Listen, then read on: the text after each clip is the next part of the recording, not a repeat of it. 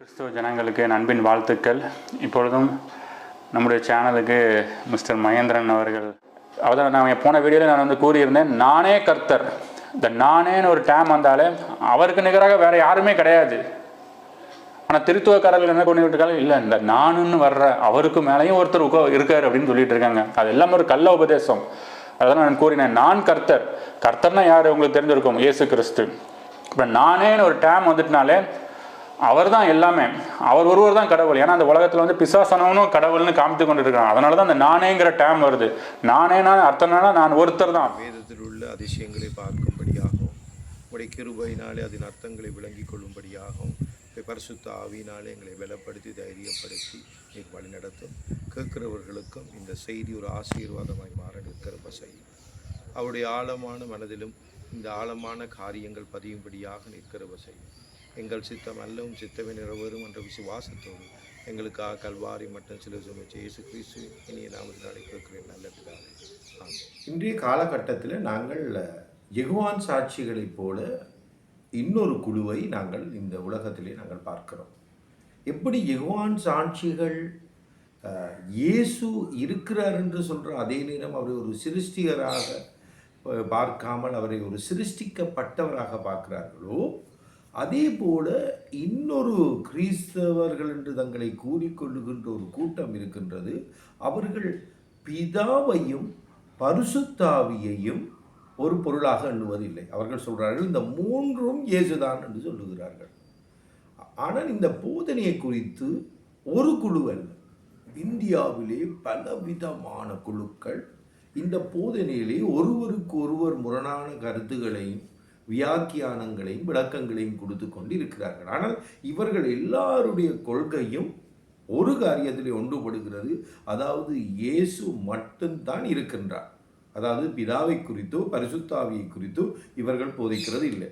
இதே காரியத்தை இன்றைய கிறிஸ்தவர்களும் நம்புகிறார்கள். ஆனால் அவர்களோடு நான் பேச அழைத்த பொழுது அவர்கள் ஒளிந்து விட்டார்கள். அவர்கள் அந்த விவாதத்துக்கு வர விரும்பவில்லை, அல்லது அந்த விளக்கத்துக்கு ஏற்றுக்கொள்ளவும் அவர்கள் தயாராகவில்லை என்று சொல்லி ஒதுங்கியே போய்விட்டார்கள். ஆனால் நான் இப்போ அண்மை காலத்தில் சகோதரன் ஆஸ்டின் அவர்கள் சகோதரன் மகேந்திரனோடு செய்த வீடியோவை பார்த்து நான் சகோதரன் ஆஸ்டினை தொடர்பு கொண்டு இந்தியாவில் இருந்த அந்த சகோதரனோடு நான் பேசினேன். அப்போ அவர் தெளிவாக எனக்கு சொன்னது என்னவென்று சொன்னால், நீங்கள் உங்கள் கேள்விகளை கேளுங்கள், நாங்கள் பதிலளிக்கிறோம் என்று அவர் கூறினார். அதை வைத்து நான் என்ன செய்தேன் என்று சொன்னால், அவர்கள் வீடியோக்களில் இருக்கின்ற காரியங்களை நாங்கள் பார்க்கும்பொழுது அண்மை காலத்தில் சகோதரன் மகேந்திரனோடு அவர் ஒரு வீடியோவை செய்கின்றார். நான் இன்னொரு காரியத்தை நான் இந்த விளக்கங்களை கொடுக்க முன்னுக்கு உங்களுக்கு ஒரு சொல்ல கடமைப்பட்டிருக்கிறேன். அதாவது யெகோவான் சாட்சிகளை நீங்கள் எடுத்தாலும் பிதாவையும் பரிசுத்தாவியையும் மறுதளிக்கின்ற இந்த கூட்டத்தை எடுத்தால், அதாவது சுருக்கமாக சொல்ல போனால் இவர்கள் பரிசுத்தாவின் இயேசுதான் என்று சொல்லி அந்த பரிசுத்தாவியையும் அகற்றி பிதாவையும் அகற்றுவதை நாங்கள் பார்க்கிறோம். அதே போல் அவர்கள் பரிசுத்தாவியை ஒரு வல்லமை என்றும் இயேசு ஒரு சிருஷ்டிகர் என்றும் அகற்று. இந்த பரிசுத்தாவியையும் இந்த பிதாவையும் இந்த இயேசுவையும் வெவ்வேறாக இவ்வாறு விளக்கம் கொடுத்து அகற்ற அனைவர்களுக்குள்ளேயும் ஒரு கிறிஸ்தவ அன்பை நீங்கள் காண முடியாது. அது தெளிவாக நீங்கள் விளங்கிக் கொள்ளுங்கள். அதனால தான் இப்போ இவர் அந்த மகேந்திரன் சகோதரனை குறித்து பேசுகின்ற பொழுது கூட அவர் என்ன சொல்லுகிறார் என்றால் மிஸ்டர் மகேந்திரன். ஆனால் மத்தேயு 23ஆம் அதிகாரத்தை இவர்கள் வாசித்த பொழுது தெளிவாக ஒரு காரியத்தை எடுத்தார்கள். 9வது வசனம், பூமியிலே ஒருவரையும் உங்கள் பிதா என்று சொல்லாதிருங்கள், பரலோகத்தில் இருக்கிற ஒருவரே உங்களுக்கு பிதாவாக இருக்கிறார். இப்போ இவர்கள் இந்த 9வது வசனத்தை சொன்ன பொழுது இவர்கள் 8ஆம் வசனத்தை வாசிக்கவில்லை என்று நான் நினைக்கிறேன். நீங்களோ ரபி என்று அழைக்கப்படாதிருங்கள், கிறிஸ்து ஒருவரே உங்களுக்கு போதகராக இருக்கிறார், நீங்கள் எல்லாரும் சகோதரராக இருக்கிறீர்கள். இப்போ நாங்கள் இன்றைக்கி எங்கள் ஆலயத்தில் இருக்கிற ஒரு சகோதரனை அவருடைய பெயர் சொன்னாலும் அவரை சகோதரன் என்று தான் நாங்கள் அழைப்போம். ஆனால் இவர்கள் மிஸ்டர் என்று சொல்கிறார்கள். ஆகையால் தயவு செய்து முதலாவது ஒரு சகோதரத்துக்குள்ளே நீங்கள் எல்லாரையும் கொண்டு வாருங்கள். இதுதான் மிக முக்கியமான ஒரு காரியம். இதைத்தான் நாங்கள் தெளிவாக பார்க்குறோம். அடுத்ததாக இவர்கள் பேசிய இந்த வீடியோவில் இருக்கின்ற ஒவ்வொரு காரியத்தை நான் எடுத்து பேசப்போகிறேன். அதிலே மிக முக்கியமாக நான் பேசப்போகிற காரியம் என்னென்று சொன்னால், இவர்கள் ஆரம்பத்திலே ஒரு காரியத்தை சொல்லுகிறார்கள். என்னென்றால், கடவுள் ஒருவர் என்று சொல்லுகிறார். கடவுள் ஒருவர் என்ற நானே கர்த்தர் நானே கர்த்தர் என்று தான் அவர் சொல்லியிருக்கிறார். ஆகையால் அவர் ஒருவர் தான் என்று இவர்கள் தெளிவாக சொல்லுகிறார்கள். ஆனால் நாங்கள் இப்போ வேதாகமத்துக்கு நாங்கள் கடந்து போவோம். வேதாகமம் நானே கர்த்தர் என்பதை குறித்து என்ன சொல்லுகின்றது என்பதை நாங்கள் பார்ப்போம். அவர்கள் சொல்கிறார்கள் ஆதி ஆமத்திலிருந்து தெளிவாக நீங்கள் கவனித்து பாருங்கள், வெளிப்படுத்தல் வரைக்கும் கர்த்தர் தொடர்ச்சியாக நானே நானே நானே என்று சொல்லுகிறார் என்று சொல்கிறார்கள். ஆனால் இவர்கள் ஆதி ஆமத்தில் இருந்து வெளிப்படுத்தல் வரைக்கும் வேதாகமத்தை வாசிக்கவில்லை. இதுதான் உண்மையான பொருள். காரணம் என்னென்றால், நான் ஆதி ஆமத்திலும் வெளிப்படுத்தலையும் உங்களுக்கு காட்டுகிறேன். தேவன் தன்னை குறித்து பேசும் பொழுது எப்படி பேசியிருக்கிறார்கள்.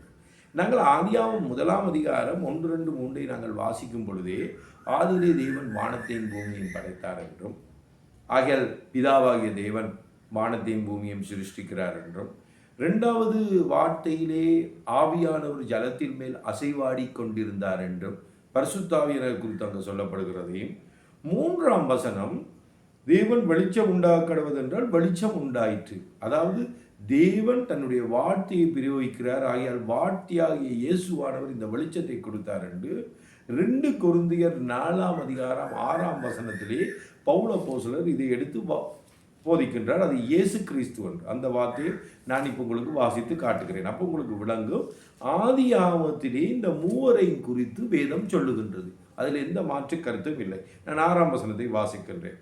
இருளில் இருந்து வெளிச்சத்தை பிரகாசிக்க சொன்ன தேவன், அதாவது பிதாவாகிய தேவனை குறித்து இங்கு சொல்லப்படுகின்றது, இயேசு கிறிஸ்துவின் முகத்தில் உள்ள தமது மகிமையின் அறிவாகிய ஒளியை தோன்ற பண்ணும் பொருட்டு எங்கள் இருதயங்களிலே பிரகாசித்தார். ஆகையால் ஆதியிலே அந்த வெளிச்சத்தை கொடுத்தவர் இயேசு என்பதும், அந்த இரட்சிப்பின் வெளிச்சத்தை கொடுக்கிறவர் இயேசு என்பதும் திட்ட தெளிவாக வேதத்தில் சொல்லப்பட்டிருக்கிறது. அப்போ அதிலிருந்து நாங்கள் என்னத்தை விளங்கிக் கொள்கிறோம் என்றால், ஆதியிலே பிதா, குமாரன், பரிசுத்தாவி குறித்து சொல்லப்பட்டிருக்கிறது. இப்போ இவர்கள் ஒன்று சொன்னார்கள், நானே நானே நானே என்று. இல்லை, நான் இப்போ உங்களுக்கு வேதத்திலே அழகாக அதை எடுத்து காட்டுகிறேன். ஆதியாகமம் 1 அதிகாரம் 26வது வசனம், பின்பு தேவன் நமது சாயலாகவும் நமது ரூபத்தில், நமது என்று பாவிக்கின்றார். அதை தெளிவாக விளங்கி. இப்போ இவர்கள் என்ன சொன்னார்கள், ஆதியிலே இருந்து வெளிப்படுத்தல் வரைக்கும் நானே நான் இல்லை, நமது. வேதம் தெளிவாக சொல்லுகின்றது. ஆகையால் அவர்கள் எனக்கு இந்த வார்த்தையினுடைய பொருளை சொல்லணும். ஆதியாகமம் 1:26 தேவன் நமது சாயலாகவும் நமது ரூபத்தின்படியே மனுஷனை உண்டாக்குவோமாக. இவ்வளவு அழகாக பன்மையிலே பேசுகிறார் என்று பாருங்கள். ஆகையால் தேவன் பன்மையிலே பேசுகின்றார். இப்போ நாங்கள் எங்கே பார்த்தோம் இதை? ஆதியாகமத்திலே. இதே போல நான் தொடர்ச்சியாக அவர்கள் பேசிய ஒவ்வொரு வார்த்தைகளுக்கும் நான் உங்களுக்கு விளக்கம் கொடுக்கின்றேன்.